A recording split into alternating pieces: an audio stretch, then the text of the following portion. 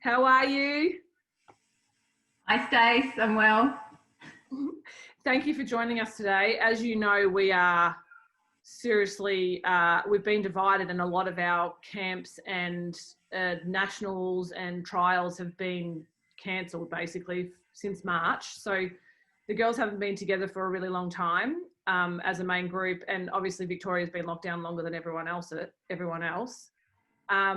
So our idea behind this was to just reach out to really awesome female athletes, both in lacrosse and outside lacrosse, that can just keep us motivated and connected and just give us some pieces of content that we can really relate to.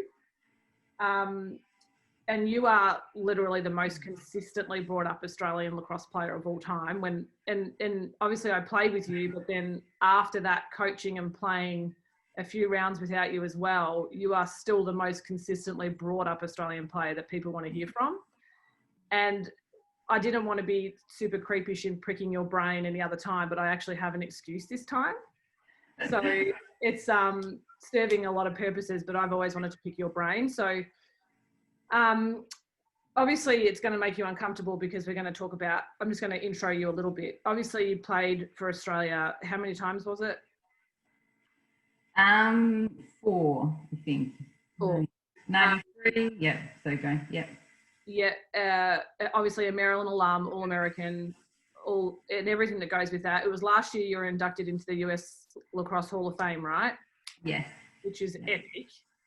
And I think, like, just thinking back to you, because I obviously have the insight of watching you before I went to America and then playing with you and then the aftermath as well. But like I said, you really are, you were just a force to be reckoned with from a really young age. Like there was just something really different about you that everybody saw, and you may not have seen it, but everybody else did. I always remember Melly talking about you, and I just remember overhearing her saying it at a senior nationals one time, saying that you were her most favourite player of all time. And that's when the lights kind of went on for me and I started watching all the little things you did. But I know that, like, obviously I was one of the lucky ones that got to play with you, and there was so much more to your game than what other people saw. Like everyone witnessed the greatness of you on the field playing, but we got to witness the greatness of you inside the locker room, in the training sessions, just the voice behind the leadership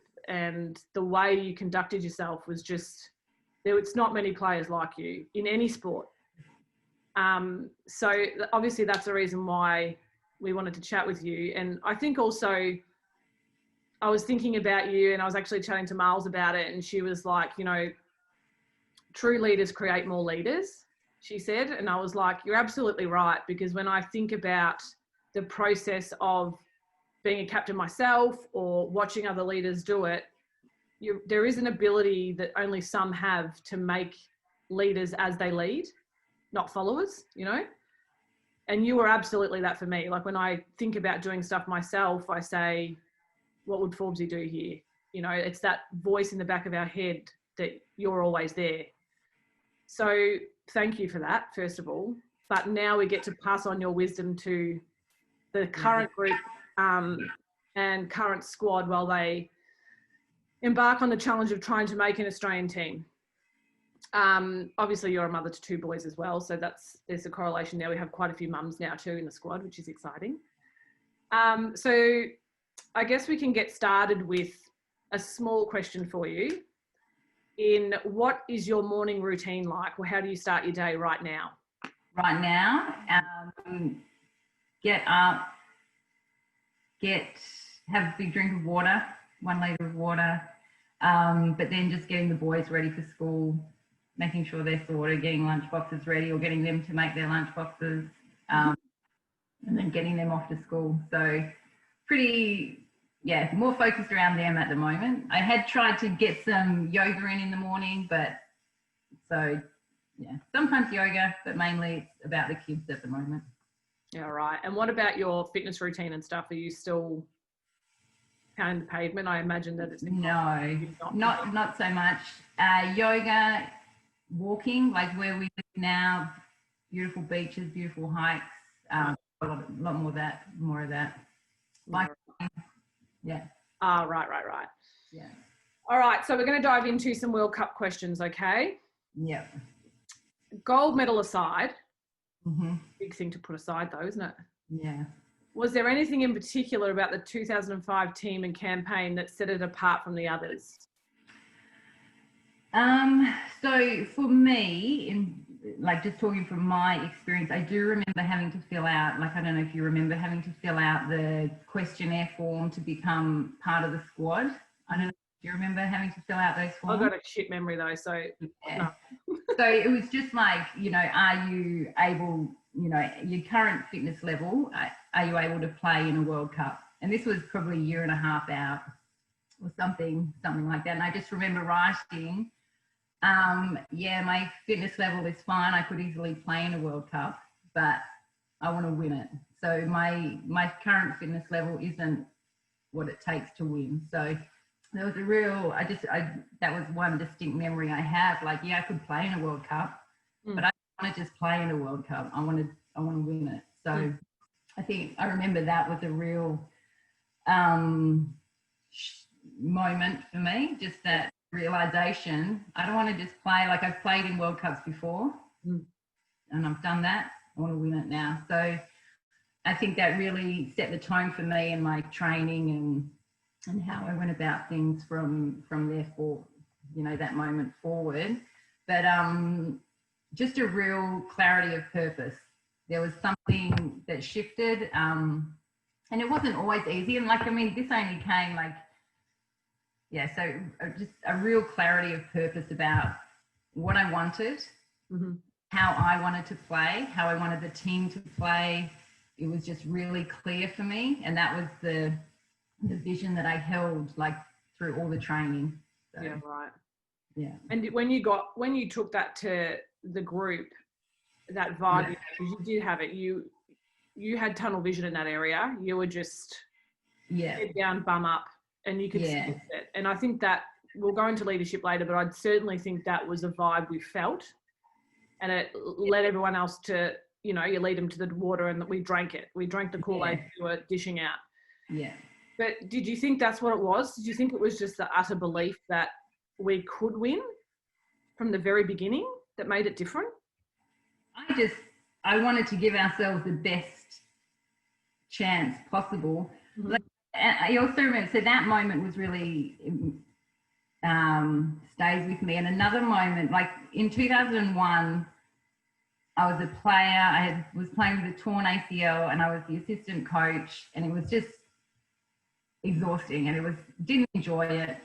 So after that, like, yes, I wanted to win, but the most important thing to me was I wanted to enjoy my lacrosse. I wanted to be fitter than I've ever been before, faster than I've ever been. I wanted to play with a body that was just, you know, a machine. Machine. So you were a machine. Yeah, I think, and you know, I even had injuries, like leading up to the 2005 World Cup, which is, you know, what I'm focusing on here is I had injuries. But I still saw myself playing at the World Cup with a body that was totally free, totally, you know, moving exactly how I wanted it. So even though I had injuries along the way, I still had like this vision of playing with such joy and freedom and, you know, and love for that game. And I think your body vibrates, you know, your body listens, and every cell in your body then works towards that. And, you know, I didn't have to be fully fit and ready, you know, in December of 2004 when I had sore legs or whatever. But I knew come July, I'll be right. That's awesome. You've already touched on so much that we talk about. One of the questions was, how did you manage and adapt to the different roles you had to play in World Cup throughout your career? Obviously, it was quite vast where your role sat. You know, 05 was probably your peak, would you say? In terms for sure, yeah. You felt like you really were like a horse. You just were like a well-bred machine. Yeah. Obviously, prior to that, you had injury, and then after that. But how, like, just mentally, just talk through how you adapted and what you were telling yourself for those different so I think like in 2005 I did it really well because I had a very clear vision, of how I wanted the team, how I wanted to play. And I'm only saying that looking back, you know, with retrospect, I sort of know now. But I don't think I did it very well in 2009 or in 2001 when I didn't have that overarching vision of playing with such joy and love, right, and freedom. I think 2001 was okay, 2009 wasn't, but so I don't think I have managed it all that well. Like 2005, yes, and then I look at what the difference was between those campaigns and why I was able to manage things in 2005, because I had that overarching vision. I don't know if overarching is the word, but I just had this mission statement for myself, was that I was going to enjoy my lacrosse, and I wanted the team to enjoy it, and you know, wanting to win, but more important was enjoying it. yeah. And you know, and all the teams that I've been successful in, you know, winning has, you know, you play sport because you want to win, you want to be the best, but enjoying it became the priority, like, and loving the process. And so, and that, you know, I remember Jen speaking about, you know, the little girl that played lacrosse because, you know, you just love to play. Yeah. Not letting go of that, no matter whether you're playing club, state, for your country, you know, whoever you're playing for, like why you play. Yeah. And sometimes it is harder, isn't it? I mean, in some ways you think, God, all the stars have to align sometimes, you know, just the right group of people, right coach, like just the whole thing is like a puzzle that fits. Yeah. But I think that comes when you have a real clarity of purpose, when you know, you're all on this, like I would really encourage everyone, a clarity of purpose about what it is that you want, you know, what you see as possible for yourself. Get really clear about that, and then actually everything does tend to line up. Yeah. But if you're going after something that you don't believe in, or that you don't see as possible for yourself, or you're questioning it, then it won't all line up. Yeah. You know, your body will start getting injured. You'll continue to have the same problems, but you get really clear. Like this clarity of purpose, I think, is something that comes up to me in any area of life, like this clarity of purpose about what you're doing and why you're doing it. Yeah, it's awesome advice. In your opinion, at World Cup, what sets the good players apart from the great players and the game changers? We'll do, you know, fitness, skill, all of those things, but then, you know, sense of self-belief and in the team. You know, you think of great players, they involve their teammates. They're not selfish, or they're not, you know, it's not all about them. Or, you know, I think of Michael Jordan, or, you know, that's part of a team, you know, getting everyone to rise. So you're so right. Belief, like that vision of what's possible for the team. Yeah. And then backing yourself and backing everyone. Yeah. Talk about, because 05 was on US soil, one of the questions was, how would you encourage the players to best prepare for that level of pressure, intensity, atmosphere, and then on top, and physicality, and then on top of it being on US soil? Yeah. What sort of, you know, things would you say can help an athlete mentally prepare for that aspect? So to me, that's really exciting, because that's a massive challenge. It would be like, bring it on. But I think visualize it. Like, so there's two things. So visualization. So you've played it already. So you know, and with visualization, it's not just an image. It's the feeling as well. You have to get, you know, your blood will start pumping. Your heart starts beating faster. So when you're visualizing, you know it's effective if your body responds. Like if you're having sensations, you know, it feels like you're playing already. So I would be playing that game every time I'm training. I would be playing in front of the US crowd. Everyone's cheering for them. Yeah. I see is my green and gold teammates, And that's, you know, like play the game already, have, you know, be there already. Every lifting session, every running, training, whether you're by yourself or whether you're with the group, it doesn't matter. So just be playing in front of that stadium full of blue and red and white already. That walk on that field and all you see is the green and gold. Yeah. But apart from that, like I would, you know, train against guys. You know, the US, they're big, they're physical, they're strong. So I'd be training against guys. I would get, to train against your own teammates, but train against someone that's fitter, or maybe not fitter, but faster and stronger than you. And it's being uncomfortable, isn't it, to move forward? Yeah. Tell us how you spent your time off the field and in between games. I vividly remember this. This isn't a nutrition question, but I do remember it must have been, was it 09? 09.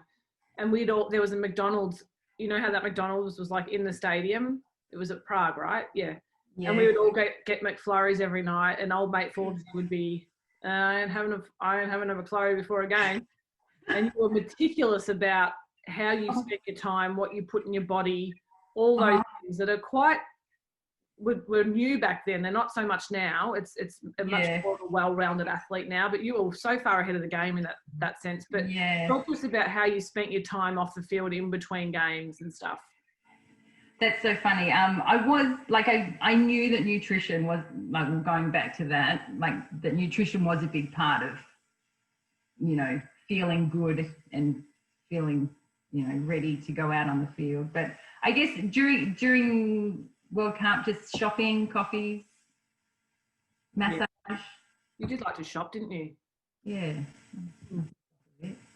But I do remember, so that's anything, family, friends. Yeah. Go sightseeing, just stretching. Stretching, yeah, you're a big stretcher. Yeah. So listen, I do also remember one of the questions was, what was your pre-game like? And I just remember being in the locker room for that gold medal game in Prague and literally turning around and being like, Jesus, Forbesy, you had like these big ass headphones on, and it was like, you are the loveliest, like just so demure and like chill human. And then you got into a locker room and these headphones went on and it was like full heavy metal F-bombs. Like, talk to us about the steps that you took to get ready. Obviously music was a huge one and visualization, but talk us through your pre-game. So, well, pre-game, like I think I really let go. Like by 2005, I had sort of, like I enjoyed the music because then I was like playing the game and I was, you know, getting my body ready.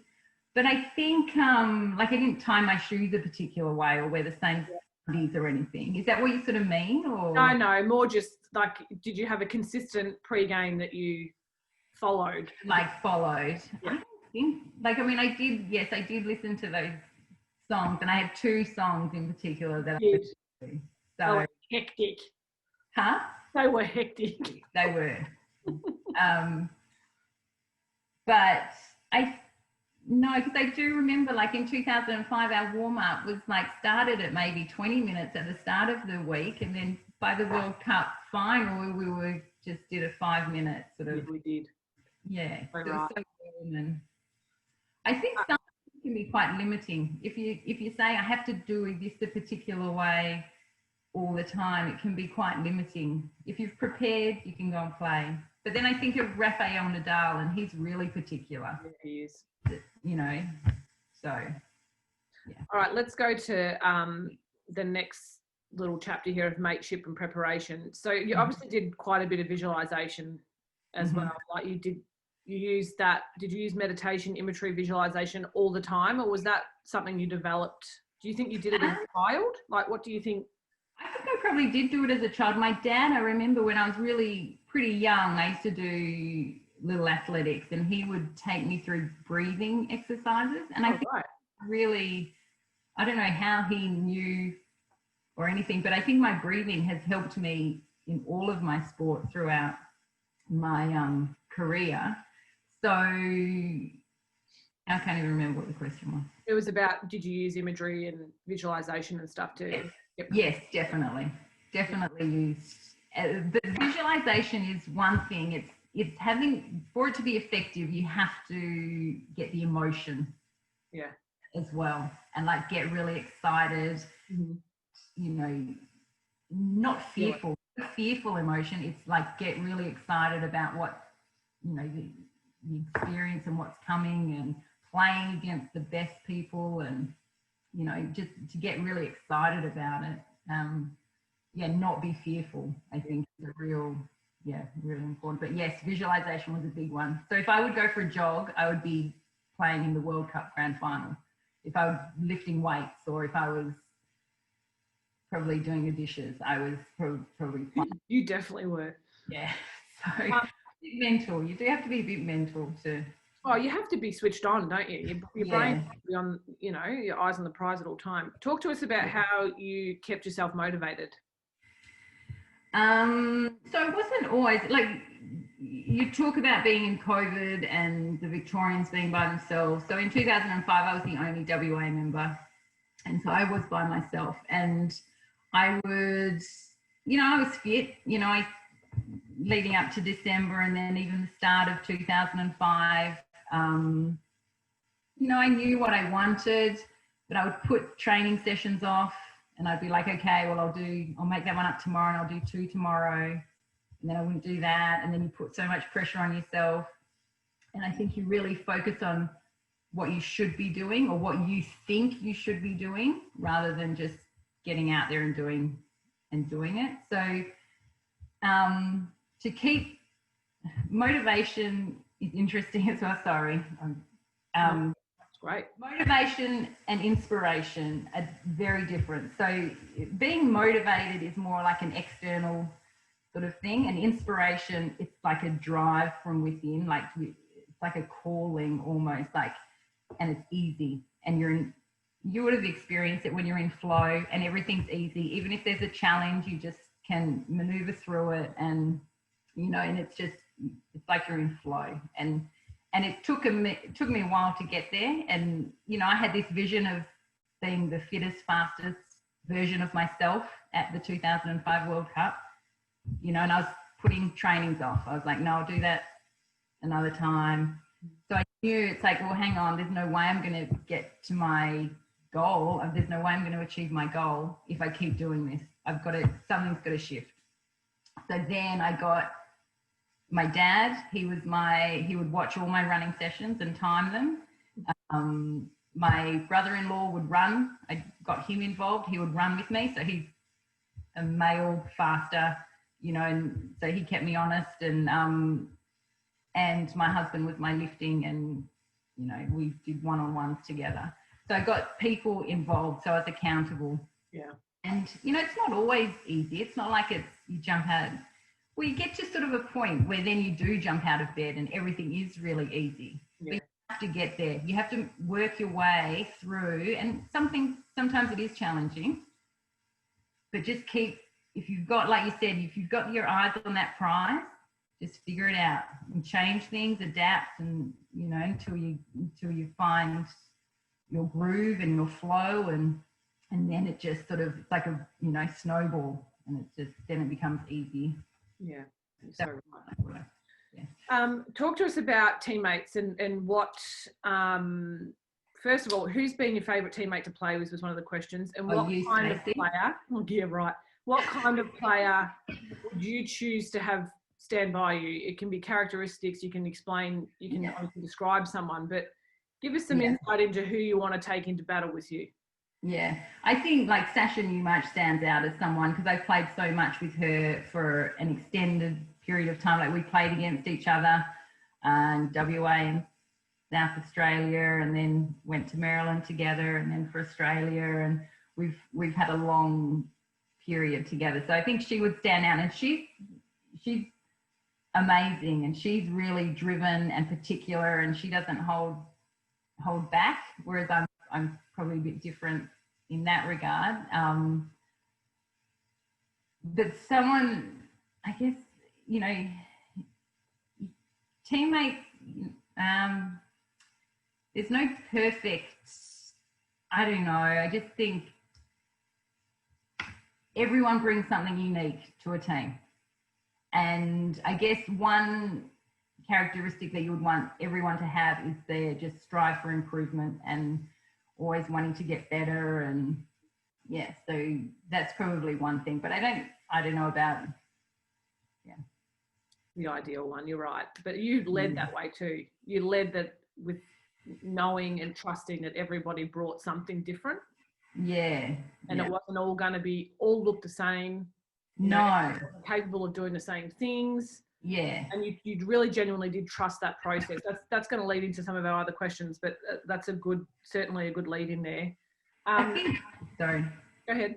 One thing is knowing that everybody is there because they want the same thing. Like everyone's there because they want to get better and to improve, and it might look different to how you're doing it, but it doesn't make it wrong. Like there's no, and there's no set physical attributes that make a champion. Like there's so many different things, and so where am I to say that the way you do it is wrong and it's not going to get you there? So you can't. You can just, support, have the vision, and, yeah. I do remember like thinking of, teammates doing different things and we're all different. And you're talking about eating McFlurries. And I remember in 2005, Macca and Tess had bought a big box of donuts past their bedroom, and I looked in and I was like, no, whatever works for them. So it was just like, I just remember, like I wouldn't have had the donut, but does that make it wrong if you do have a donut? No, because they were amazing. So, everyone is different and nothing, there's not one right way or wrong way. It's funny you say that because I was listening to a podcast yesterday, a Ray Lewis podcast, and I sent it to the girls actually. And part of that chat was asking whoever he was interviewing about what he thinks makes a great team. And he was like, when you just get to the point where you understand that everybody's different and they need to be left alone to be different.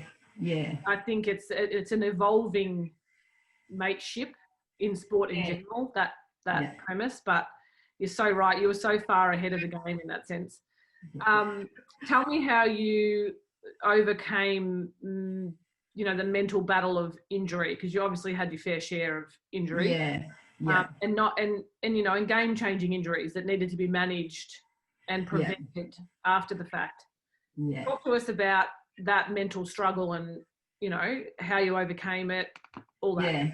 I think with injuries, it's focusing, like the main thing is focusing on what you can do and not focusing on what you can't do. Like everyone hates being around someone that's injured, that is just like suki lawa. And it's like, there is so much you can do regardless of whether you're injured or not. And sometimes the injured players actually work harder than the non-injured players. So there's no excuse to not be working, not necessarily working harder, but working smarter. And I think, in hindsight, injuries are little messages from your body saying things need to change up a bit here. Like maybe you need to, you need to adapt something. It doesn't mean it's not possible to get yourself ready and your body ready and everything. So I think just being aware of what you can do, maybe changing things up a bit, having a really good physio that you trust, and you're going to just do whatever rehab they tell you. Full on. It's like people can get injuries, people can get down because people will say to you, oh my God, it's terrible, I can't believe you're injured, and just like really people, it's like, well, it is what it is, it's happened, like what's the solution moving forward now? Like I'm not going to focus on the injury, I'm going to focus on what I have to do to get my body better. That's awesome. Tell me what small changes did you make when you were training for a World Cup or competition that led to big changes in your performance? Like you sort of mentioned before, like the little things and all that sort of stuff, but the marginal gains, the 1%ers, Yeah. What sort of small changes do you think, even if it was just for '05 that felt different? Obviously, you talked about visualization and stuff, but was there any small marginal things that you did that you were like, holy cow, this really made a difference? For me, nutrition was a big one leading into '05 and '09. I think, you know, at Maryland, I was like eating rice. I don't know, just like I was big, stodgy, you know, and if I wanted to be the fittest, fastest version of myself, and like I had done all the work, like you know, physically I'd done so much. Mentally, I had done so much. So now I just added that nutrition element as well. And it really, really brought things together. So I think for me in '05, nutrition was a big one. Understanding, and like I said, it's different for everyone. Like maybe eating donuts will get you fired up. I'm not saying certain things. It's like understand what your body needs to perform at its best. Recognizing it along the way. Interesting question next. What or who makes you nervous in sport or life? Who makes me nervous? Or what?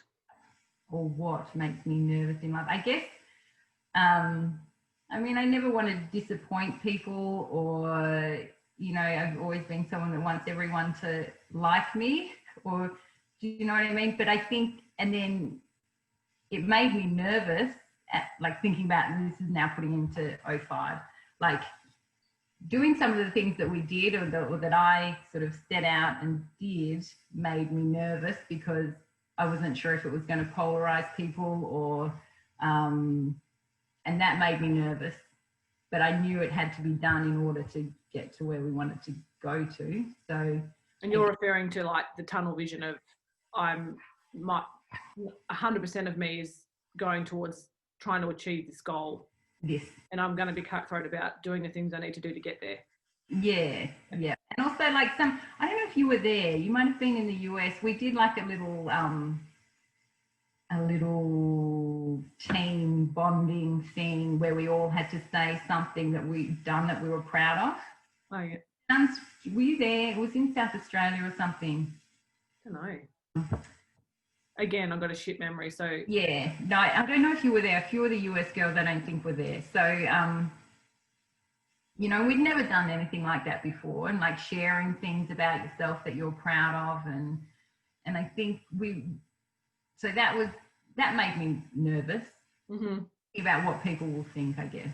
And but yeah. Just to change the topic there, that this thought just came up into my mind. It's just not focusing what you think you should be doing. You know, when you think, oh, I should be better, I should be this, I should be like accepting, like, this is where I am, this is what I've done, and I'm proud of what I've done and moving forward. It was a really, I don't know if anyone else remembers it. We all share something, because you don't often say what you've done that you're proud of. Like, it's people, we don't. We always sort of criticize and judge, and we should be doing more and different, and yeah, you're so right. Yeah. All right, so let's move into leadership now. Any tips for helping connection between teammates? Like, did you do anything specific that as a leader you thought, I'm going to take the time now to connect with so-and-so? Or, you know, did you do any small things that led to the connection for you to the team and for the team to connect as well? I don't think I did. Like, people, like in 2005, because I was off by myself in my, like, I definitely organized, and we did watch movies and things, even though, because there was people in the US, there was people all over. I think with Alicia in New South Wales, like there was, she was, all over the place. But yeah, Facebook was maybe just starting. Yeah, that's true. Facebook, but I didn't know. I never, and see, I don't think, and that's probably bad as a leader. I never. But I think too, like thinking back to your leadership style too, you were really, in a good way, uninterested in the nitty gritty of anything. Like, if there was an issue, you were just like, just take care of it. I don't want to know about it. Just go and get the job done. Yeah. You weren't a leader that was in the weeds with everything. Like you were happy just to let it go and just lead by example. And if you work hard, everyone else will work hard. Yeah. The voice was strong, like I can still hear it, but you certainly weren't interested in anything that was going to take us off course. Yeah. There was zero tolerance for it, which is probably going back to what you were saying about you were worried people were going to judge you for, you know, the zero tolerance of no, this isn't helping. So there was no fluffiness. There was no warmth. Let me hug you. You've had a rough day. It was there was not. Well, suck it up and get on with it. And it worked. It was a really, really effective style of leadership. Did you think that, were you conscious of it? Were you conscious of those elements that you did as a leader, or was it just you being in it yourself? Yeah, right. Not conscious at the time. Like now I look back and I can see that strength of vision was what drove my action, I guess. Yes. And not getting caught up in drama. You really didn't.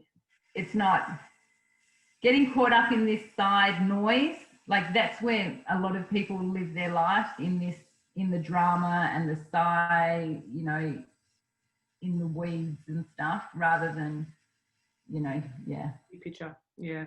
Do you feel like you have a leadership style? Are you like, do you now know the power that you had in how you led and created new leaders? Do you know that now?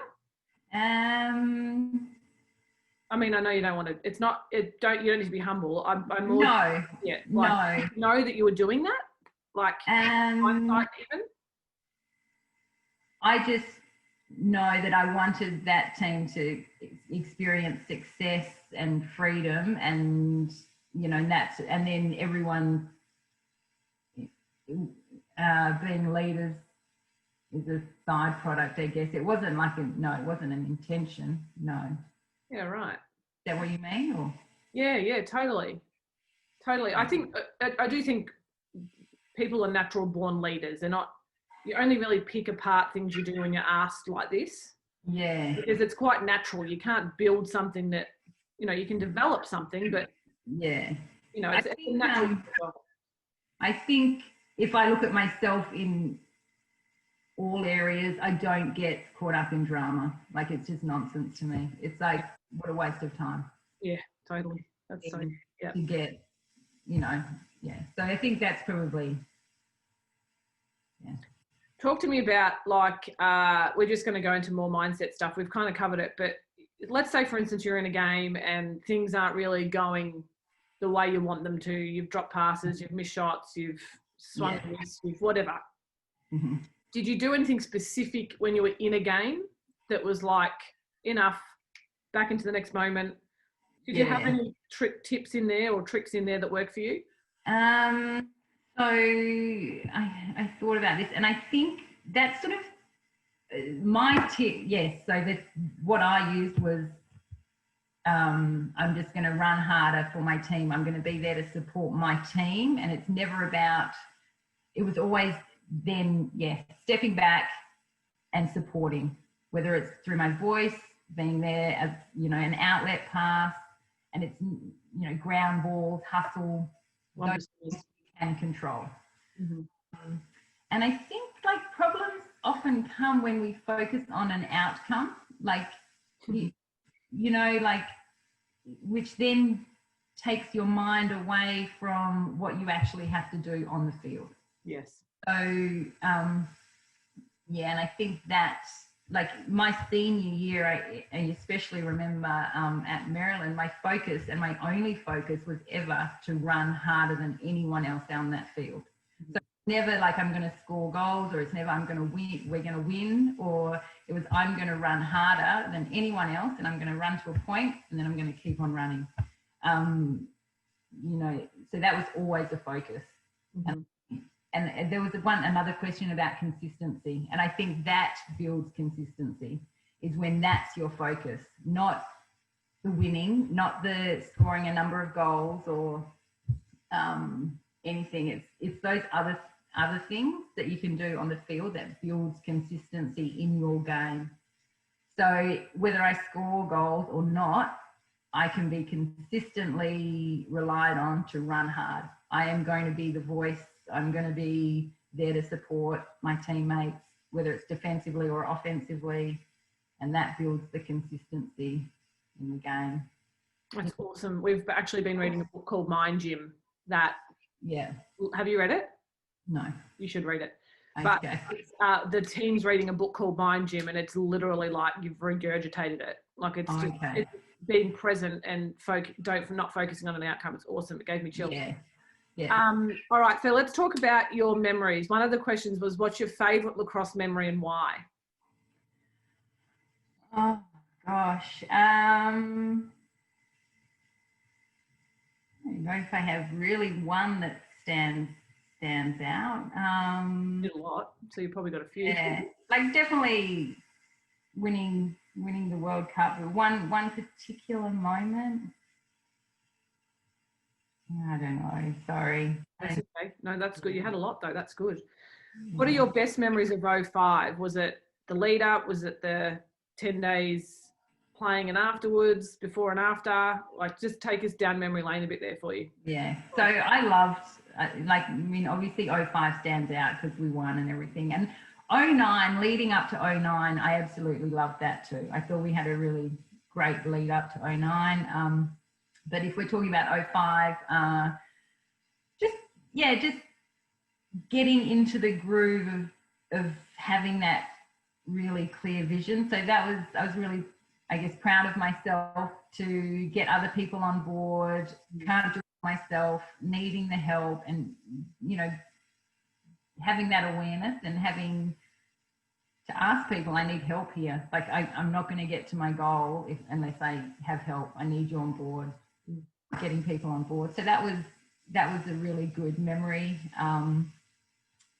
The lead up, the music, the locker room, everyone laughing and chatting, and the inside jokes, and the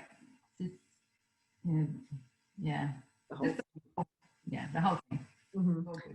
If you could go back and give your younger lacrosse self any advice, what would it be? Oh God, these questions I find so tough for some reason. They are hard. They are really hard. I would say work on your nutrition and maybe don't drink so much in college. Says every 18 to 25-year-old ever. I know, it's terrible. Oh God, that's funny. All right, so we're going to end on 3 questions.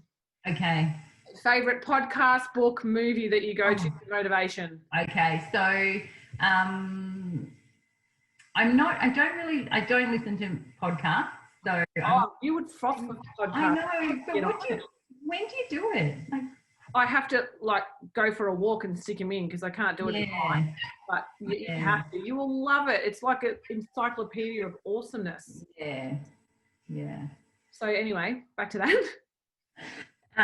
So book, one that really sticks out is Jerry Lynch, who was our sports psychologist at Maryland, Thinking Body, Dancing Mind.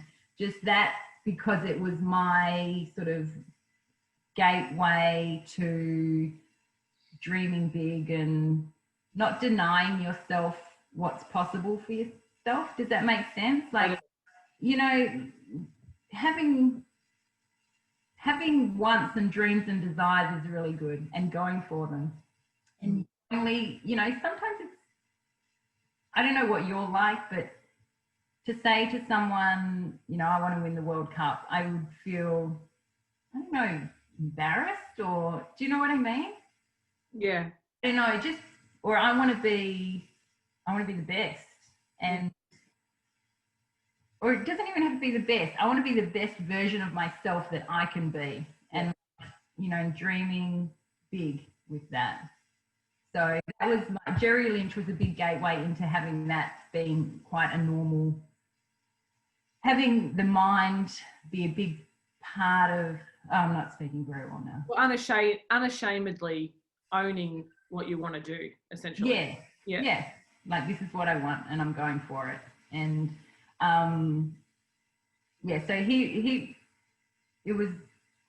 that was a really big part of my journey. Opening your mind, So it was Jerry Lynch, but now, like you said, what are you doing? The Mind Gym, and there are so many things out there. And I heard about one other coaching one just recently that sounded really interesting. So, and music, just anything that gets me, even still listening to those two songs, they get really. Oh, I bet your blood pressure rises. Yeah. Totally. So anything that gets you feeling good and happy and jumping around. That's great.